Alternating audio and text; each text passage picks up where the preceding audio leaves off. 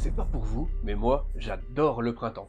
Enfin, ouais, cette année, faut avouer que c'est pas trop ouf. Je sais pas pour vous, mais là, franchement, il y en a un petit peu marre de la pluie. Et j'ai hâte de voir un petit peu toutes les plantes commencer à revivre.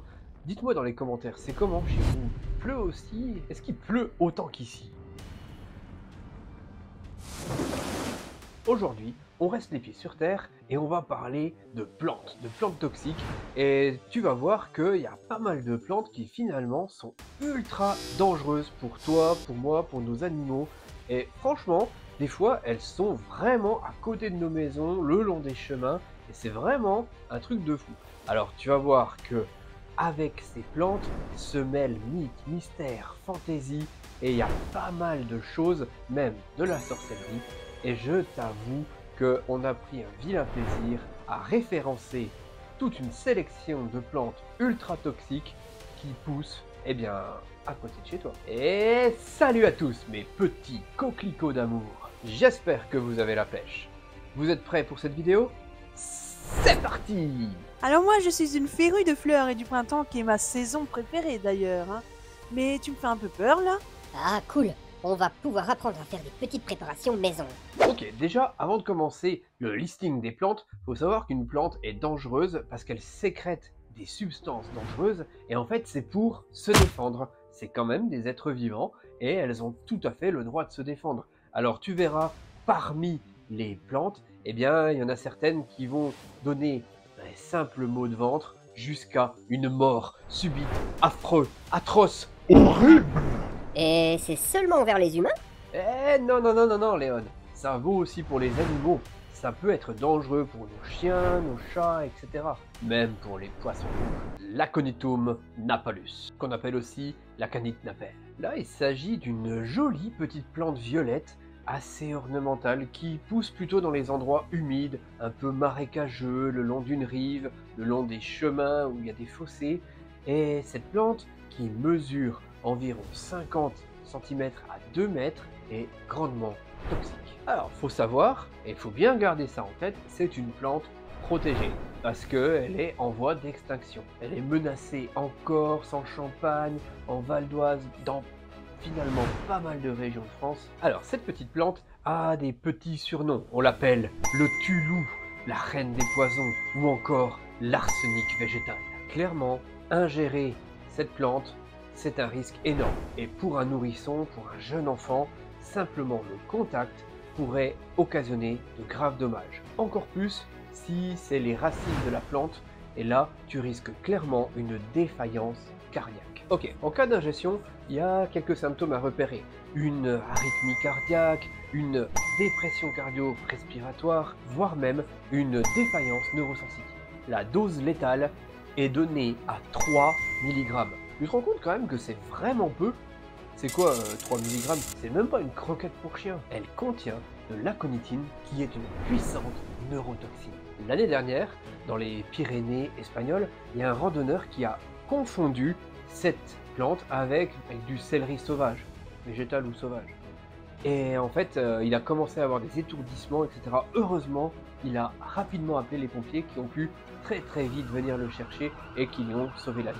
Morale de l'histoire, ne mange pas n'importe quoi. Allez, on passe à la suivante. Une plante que tu connais forcément, on en plante, on en vend au mois de mai, c'est bientôt, c'est le muguet. Le muguet qu'on appelle aussi le tueur du 1er mai. Alors, c'est sûr, c'est une jolie petite plante avec ses petites clochettes, on adore en offrir, mais il faut se rappeler d'une chose, c'est qu'elle contient des cardiotoniques. Là, le problème, c'est pas de le regarder, le vrai problème, c'est de l'ingérer.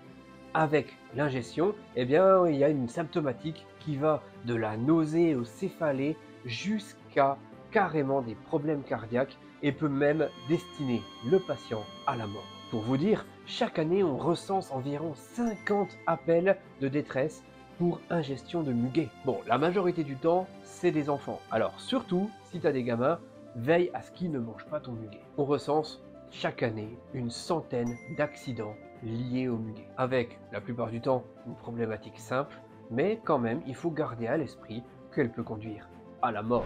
Et moi qui viens d'en planter dans mon jardin? La troisième plante, qui est assez connue finalement, c'est le ricin.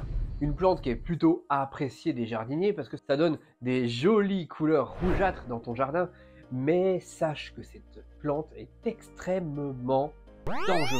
D'ailleurs, le danger est d'autant plus grand que ses graines ont un léger goût de noisette et pourraient en attirer quand même plus d'un. C'est une plante qui est d'origine exotique. Elle mesure quand même entre 2 à 5 mètres. C'est quand même de la belle plante, tu trouves pas? Les feuilles sont palmées, qui vont du vert au rouge selon les espèces. Les graines sont luisantes, marbrées de rouge ou de brun. C'est vraiment magnifique. Quelle que soit la variété, quelle que soit l'espèce, cette plante est toxique. Elle a des toxines glycoprotéiques. En gros, les symptômes vont du simple vomissement à la diarrhée, aux nausées, mais aussi peuvent entraîner de graves problèmes d'hémorragie liés à l'impossibilité d'uriner. Le ricin est extrêmement toxique pour le foie et les reins et peut conduire nos patients jusque dans le coma. Et encore, on parle même d'un risque de mortalité. Combien il en faut pour y passer? Eh bien, on estime que déjà 2 à 3 graines seraient une dose létale pour l'homme. Est-ce que vous avez du ricin dans vos jardins? Est-ce que vous avez déjà entendu parler que c'était extrêmement toxique? Dites-moi dans les commentaires, ça m'intéresse vraiment de savoir si parmi vous, il y en a qui en ont. Allez, on passe maintenant à une plante qui est très connue pour sa toxicité, la grande ciguë. C'est une plante avec des petites fleurs blanches. Elle mesure de 1 à 2,50 m quand même. Et quelle que soit la plante, elle est toxique. En cas d'ingestion, elle pourrait provoquer des vomissements, des nausées, voire même des problèmes cardio-respiratoires et éventuellement mener au coma. Ça pourrait même mener à la mort à cause des convulsions et surtout par une paralysie des muscles respiratoires. Sincèrement, la grande ciguë, ça doit vraiment être une mort horrible. Alors cette plante, on la connaît surtout de par son histoire, puisque en Grèce, eh bien, elle était la plante, le breuvage donné aux condamnés à mort. Le philosophe Socrate, je sais pas si tu en as entendu parler, est mort en buvant ce breuvage. En tout cas, une préparation préparée avec cette plante. Impressionnant que dans l'Antiquité, on connaisse déjà des vertus de cette plante. La grande ciguë, elle contient pas moins de 5 alcaloïdes hautement toxiques. Ce qui la rend d'autant plus dangereuse, c'est qu'en fait, on n'a vraiment pas de mal à s'en procurer. Ça pousse quasiment partout le long des chemins. Et je suis sûr qu'en sortant de chez toi, tu vas te faire un petit 10 km en courant, tu tomberas certainement quelque part sur de la grande ciguë. La 5e plante hautement toxique que je voudrais te présenter aujourd'hui, eh bien c'est le lierre. Et ça, tu le connais forcément puisqu'il y en a partout. Tout le monde a déjà vu du lierre. Ça pousse partout, sur les murs, sur les toits, sur les pergolas. On les fait grimper à tous les endroits et pourtant, eh bien très peu savent que c'est une plante extrêmement Toxique. En fait, toxique oui, mais en fait ce sont surtout ces fruits qui contiennent de la saponine, ce qui va provoquer des vomissements, une hypervascularisation, voire même de la diarrhée, et si ils sont ingérés en grande quantité, eh bien ça pourrait provoquer des problèmes cardiovasculaires, des hallucinations, amenant le patient jusque dans le coma, voire même jusqu'à une mort par asphyxie. Et si t'es pas convaincu, tu as envie d'essayer, sache qu'elle est aussi hautement allergisante. Et on en voit la pelle du lierre. Hein. Ça me rappelle ce jardin qu'on a dû remettre au propre. C'était devenu une jungle avec ce lierre partout. Les tonnes de racines qu'on a dû enlever, c'était un truc de dingue. Tu t'en rappelles, Léon? Oh que oui, mon corps endolori n'en pouvait vraiment plus. La 6e plante, le colochique. Il n'y en a pas en ce moment, c'est plutôt vers l'automne. C'est des belles fleurs blanches, violettes, roses. Elles font généralement entre 7 à 10 cm. Et c'est simple, toutes ces plantes, quelle qu'elle soit la couleur, sont toxiques. Encore une fois, toxiques par ingestion, cette plante va provoquer, comme toujours, des vomissements, de la diarrhée, des maux de ventre sévères, mais en plus, elle risque de provoquer une sévère déshydratation qui pourrait nous mener à un coma, voire même un arrêt cardio-respiratoire. C'est quand même dingue que de si jolies choses soient si cruelles. Et même si tu meurs pas, eh bien sache qu'elle va causer des gros dommages sur ton organisme, surtout au niveau du foie ou des reins. En fait, ces fleurs contiennent un alcaloïde fortement toxique, la colchicine. Selon une certaine chanson, elle pousse plutôt dans les prés et marque la fin de l'été. Allez, on enchaîne avec une nouvelle plante que tu connais forcément, le gui. Alors cette plante, tu la connais forcément puisque Eh bien, en fin d'année, la coutume veut que l'on s'embrasse sous le gui. Le gui, c'est le symbole de l'amour, de la prospérité, voire même de l'éternité. Il était utilisé dans l'Antiquité, mais aussi par les druides gaulois comme une plante médicinale. C'est une plante qui ne possède pas de racines, donc elle s'attache plutôt aux arbres, tu peux les repérer assez facilement. Tu vois ces tiges qui s'enroulent, ces tiges qui ont des formes arrondies et qui font des formes de boules. Ok, on va arrêter un petit peu de fantasmer sur cette plante. C'est une plante hémiparasite. Elle s'attache à ses hôtes pour pomper l'eau. Du coup, en général, quand elle s'attache à un arbre, eh bien, tôt ou tard, l'arbre risque fortement de mourir. Bon, on revient un petit peu sur notre sujet.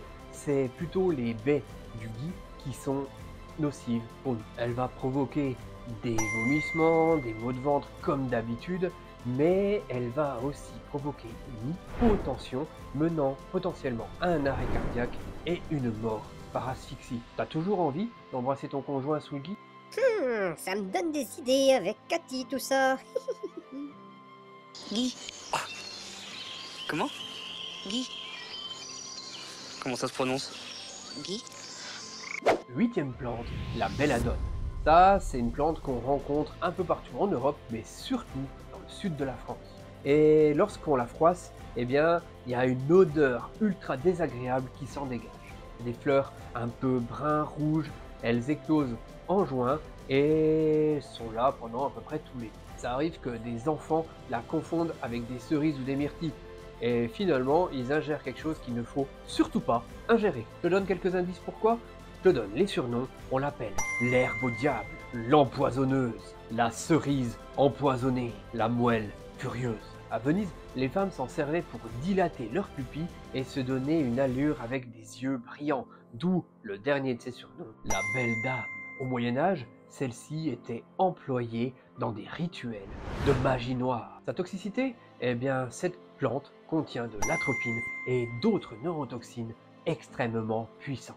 Niveau symptomatique, on est sur quelque chose d'à peu près cohérent avec toutes les autres plantes, des vomissements, de la nausée, des céphalées, une hypertension qui conduiront ensuite à un arrêt cardio-respiratoire par une paralysie des muscles respiratoires. Le patient va mourir par asphyxie. Les fruits des arbres, on doit y faire attention, hein. Ce serait bête de manger des baies toxiques à la place de bonnes myrtilles, par exemple. Les effets ne seront clairement pas les mêmes. Allez, on enchaîne avec une autre plante qu'on croise régulièrement dans nos jardins. Moi perso, je voulais en planter. C'est le chèvrefeuille. C'est que cette plante est, encore une fois, toujours hautement toxique. Faudrait compter le nombre de fois que j'ai dit toxique dans cette vidéo. Si tu es capable de faire le compte, marque-le dans les commentaires. Non, toutes les parties de la plante sont toxiques. Et en plus de ça, la vilaine a des petits fruits qui pourraient éventuellement tenter les enfants. La symptomatique est toujours à peu près la même, les vomissements, les maux de ventre, la diarrhée, les céphalées et un arrêt cardio-respiratoire. Allez, je vous ai gardé la dernière, la meilleure pour la fin, le laurier rose. Ça, on en a tous déjà vu. C'est ultra répandu en Méditerranée. Tu sais, ces petits arbustes, ou plutôt grands arbustes, avec des belles fleurs roses. Eh bien, comme le chèvrefeuille, toutes les parties de ces lauriers roses sont toxiques. En effet, elle contient de l'oléandrine qui est clairement un poison. Elle va provoquer, encore une fois, nausées et vomissements, mais aussi une bradycardie et un arrêt cardiaque. Il y a une petite histoire, sous Napoléon en 1808, des soldats ont décidé de faire griller leurs saucisses avec des branches de laurier rose. Et ces derniers sont tout simplement décédés. C'est quand même ouf de se dire que tu peux décéder à cause d'une branche dans laquelle tu as enfilé ta saucisse pour la faire griller sur un barbecue. Oh, quelle mort! C'est radical. On va s'arrêter là pour aujourd'hui. Bien sûr, c'est pas un tour exhaustif, on en a mis que 10 et il y a énormément d'autres plantes qui sont ultra dangereuses, que ce soit pour toi ou pour les animaux. Sache quand même qu'il ne faut pas non plus en avoir atrocement peur, peut-être simplement prévenir les enfants qu'il ne faut pas ingérer telle chose ou telle chose parce que c'est très dangereux. Mais il faut quand même avoir un petit peu de vigilance parce que tu as vu, il y a pas mal de plantes qu'on retrouve sur nos chemins de campagne, qu'on retrouve même dans nos jardins. On fait des haies avec et on fait des beaux massifs avec ces arbustes là et pourtant ils sont extrêmement toxiques. Si un jour tu avales quelque chose Comme ça, surtout t'affole pas. Ce qu'il faut, c'est très vite appeler les secours, prévenir ce que tu as ingéré ou que tu as ingéré quelque chose que tu ne connais pas et vite être pris en charge. Bon, il va être temps pour moi de vous laisser. J'espère aussi que cette vidéo ne vous a pas donné des vilaines idées pour régler le problème de la belle-mère. Je vous dis à la semaine prochaine. C'était le Chat Perché. Allez, ciao!